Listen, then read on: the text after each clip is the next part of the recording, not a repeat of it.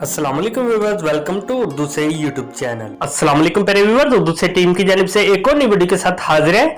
और आज की इस वीडियो में हम आपको बताने वाले हैं एमल नेम के मीनिंग और इसकी तफसीलात। एमल के इंग्लिश में स्पेलिंग बनते हैं AIMAL। जिन्स लड़की है, ज़बान है तुर्की और इसका मतलब है मुस्लिम।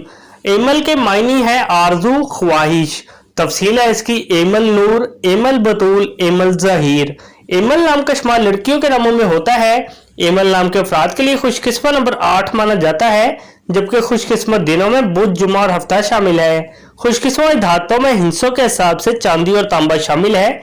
एमल नाम के अफराद के लिए माफिक रंगों में पीला, नीला और सफेद रंग शामिल है। एमल नाम के अफराद के लिए माफिक पत्थरों में हीरा शामिल है। एमल नाम में 5 हरूफ है और ये एक लफ्ज बनता है। अपने नाम का मीनिंग जानने के लिए कमेंट बॉक्स में लिखिए, चैनल को सब्सक्राइब कीजिए, वीडियो को लाइक और शेयर कीजिए। Thanks for watching.